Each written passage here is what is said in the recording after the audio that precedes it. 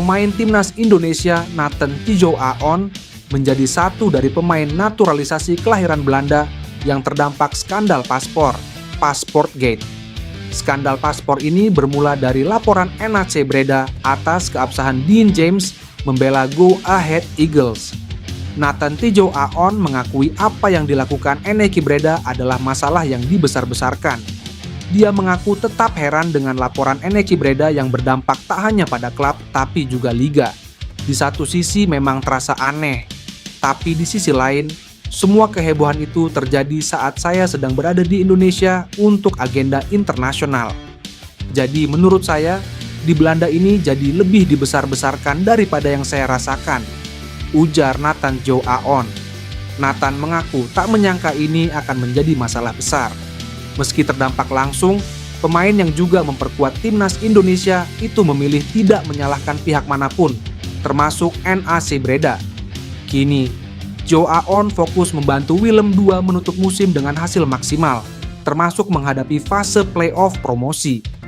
Ia juga mengakui performanya sempat tidak konsisten di awal musim. Asisten pelatih timnas Indonesia, Simon Grayson, mengungkapkan sosok seperti apa John Herdman saat bertugas sebagai juru taktik. Grayson mengaku baru pertama kali bekerja dengan sosok seperti Herdman. Menurutnya, mantan pelatih timnas Kanada itu sosok yang intens dan sangat perhatian terhadap detail. Dia sosok yang perhatian terhadap detail bahkan jauh lebih tinggi dari yang sudah saya lakukan sepanjang karir kepelatihan saya. Itu yang membuat dia sukses di sepak bola internasional, katanya. Grayson pun meyakini bahwa timnas Indonesia akan terus berkembang di bawah asuhan Herdman. Keyakinan itu muncul karena melihat bagaimana sepak terjang Herdman dalam karirnya sebagai pelatih. Timnas Indonesia telah melakoni 2 laga dalam ajang FIFA Series 2026 di bawah asuhan Herdman. Hasilnya tim Garuda menang 4-0 atas Saint Kitts and Nevis, lalu kalah 0-1 dari Bulgaria. Striker VV Venlo, Dean Zandbergen punya keinginan kuat untuk membela timnas Indonesia pada masa depan meski Liga Belanda sempat terguncang oleh isu Passportgate. Perkembangan isu paspor di Liga Belanda juga sampai di telinga Dean Zandbergen yang notabene punya darah Indonesia. Striker VV Venlo tersebut memenuhi syarat membela timnas Indonesia melalui darah ibunya yang berasal dari Depok, Jawa Barat. Dalam wawancara dengan FC Afkiken pada 8 April 2026 lalu, Dean Zandbergen buka suara soal kasus paspor di Liga Belanda. Menyusul isu paspor di Liga Belanda, Dean Zandbergen mengaku bersyukur bahwa dirinya tidak terlibat dalam pusaran kasus tersebut. Andai terlibat usai menerima status WNI, Dean berpikir dirinya akan ikut menepi seperti para pemain timnas Indonesia lainnya. Meski begitu, keinginan Dean Zandbergen untuk membela timnas Indonesia tidak akan surut. Dirinya masih berhasrat untuk membela timnas Indonesia. Dean juga mengaku bahwa dirinya masih memiliki keluarga yang tinggal di Indonesia dari jalur sang ibu. Jadi, ya, aku akan berbohong kalau bilang aku tidak menginginkannya, ujar Dean Zandbergen. Dean Zandbergen kerap digadang-gadang jadi calon striker timnas Indonesia. Statistiknya cukup oke pada musim ini bersama VV Venlo. Striker kelahiran 5 September 2001 sukses mencetak 13 gol dari 33 pertandingan pada semua ajang. Andai jadi bergabung dengan timnas Indonesia, dirinya akan menambah pilihan di lini depan. Justin Hubner melontarkan kritik keras terhadap sikap NAC Breda yang mempermasalahkan paspor Dean James. Bek timnas Indonesia itu menilai tindakan tersebut sungguh memalukan. Hubner menjadi salah satu pemain Indonesia yang terseret masalah paspor dan izin kerja di Liga Belanda. Polemik tersebut muncul setelah NAC Breda mempertanyakan status kewarganegaraan Dean James usai kalah telak 0-6 dari Go Ahead Eagles pada pertengahan Maret 2026. Merespons polemik tersebut, Hubner menyebut situasi itu sangat tidak menyenangkan bagi seorang pemain. Pasalnya, mereka seperti dikarantina karena tidak boleh bermain bahkan berlatih bersama klubnya. Bek 22 tahun itu mengatakan apa yang dilakukan oleh NAC merupakan sebuah skandal. Sebab sebenarnya para pemain yang berkarir di Liga Belanda hanya ingin bermain. Ex-Wolverhampton Wanderers menyeret hasil pertandingan atau kekalahan 0-6 yang diterima NAC. Menurut Hübner, permintaan klub yang ingin mengulang pertandingan melawan Go Ahead Eagles adalah langkah yang memalukan. Jika Anda kalah telak 0-6 oleh Go Ahead Eagles, maka Anda tidak berhak mulai bicara tentang paspor, jelas Hübner.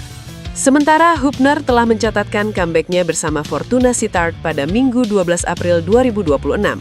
Menariknya, ia kembali di pertandingan melawan NAC Breda, klub yang menjadi biang kerok skandal paspor di Liga Belanda. Pelatih Timnas Indonesia John Hartman dijamin bahagia saat ini, sebab calon pemain termahal Timnas Indonesia sepanjang masa, Pascal Struijk, terus menampilkan performa luar biasa bersama sang klub, Leeds United. Terbaru, bek 190 cm ini membantu Leeds United menang 2-1 di markas Manchester United. Sepekan sebelumnya, Pascal Struijk juga menarik perhatian. Ia terpilih sebagai pemain terbaik saat Leeds United menang adu penalti 6-4 atas tuan rumah West Ham United di perempat final Piala FA 2025-2026. Asisten pelatih Timnas Indonesia, Simon Grayson, menyambangi markas Leeds United pada Selasa 17 Maret 2026.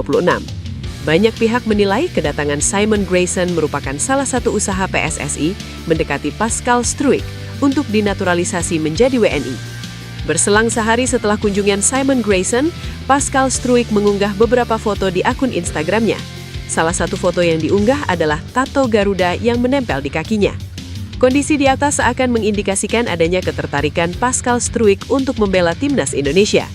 Andai Pascal Struijk benar menjadi WNI, ia akan tercatat sebagai pemain termahal yang membela Timnas Indonesia. Satu lagi, Pascal Struijk seperti kepingan puzzle terakhir di lini pertahanan Timnas Indonesia. Ia dapat membentuk kolaborasi apik dengan Jay Itzes dan Kevin Dix di jantung pertahanan skuad Garuda. Pelatih Timnas Indonesia John Hartman dikabarkan telah meminta kepada Ketua Umum PSSI Erick Thohir untuk membawa 2 pemain diaspora tambahan ke skuad Garuda. Konfirmasi itu disampaikan staf khusus Kementerian Hukum Republik Indonesia, M. Nur Korompot, di akun Instagramnya. Sekarang yang jadi pertanyaan, siapa pemain diaspora atau keturunan yang diinginkan John Hartman? Nama fullback kanan Ajax Amsterdam yang tengah dipinjamkan ke PEC Zwolle, Tristan Gueye, jadi yang paling kencang. Tristan Gueye sudah memberi 2 kode segera membela Timnas Indonesia. Medio Maret 2025, Tristan Gueye terang-terangan terbuka memperkuat skuad Garuda. Ia juga memiliki tato bertuliskan keluarga di dadanya. Satu lagi, Tristan Gueye pada September 2024 mengaku sudah dihubungi PSSI. Namun proses naturalisasinya agak tertunda setelah sepak bola 21 tahun ini mengalami cedera parah musim lalu. Setelah absen di sepanjang musim 2024-2025, Tristan Gueye tampil gemilang bersama PEC Zwolle musim ini. Tak hanya tangguh dalam bertahan, Tristan Gueye juga dapat diandalkan membantu serangan. Terbukti dari 18 laga Eredivisie 2025-2026, Tristan Gueye mengemas 3 gol. Hebatnya, 3 gol itu dicetak Tristan Gueye dari 3 laga beruntun. Baru berusia 21 tahun, Tristan Gueye yang dapat berperan sebagai fullback kanan, kiri, dan bek tengah ini dapat masuk proyek jangka. Menteri Pemuda Erick Thohir kembali melontarkan wacana ambisius untuk mendorong kemajuan Timnas Indonesia. Kali ini, ia membuka peluang skuad Garuda untuk menjalani laga uji coba melawan salah satu kekuatan terbesar dunia, Timnas Prancis. Menurut Erick, peluang tersebut bukan hal yang mustahil selama ada komunikasi dan kerjasama yang terjalin dengan Federasi Sepak Bola Prancis. Ia menegaskan PSSI akan terus mendorong berbagai inisiatif yang dapat meningkatkan kualitas tim nasional, termasuk menghadapi lawan dengan level tertinggi. Timnas Indonesia juga pernah beruji coba melawan Argentina pada FIFA Matchday Juni 2023 di SUGBK Senayan, Jakarta Pusat.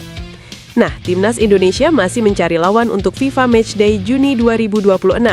Namun demikian, Erick tidak ingin terburu-buru. Pria yang menjabat sebagai Ketua Umum PSSI itu menilai pendekatan bertahap menjadi strategi paling realistis.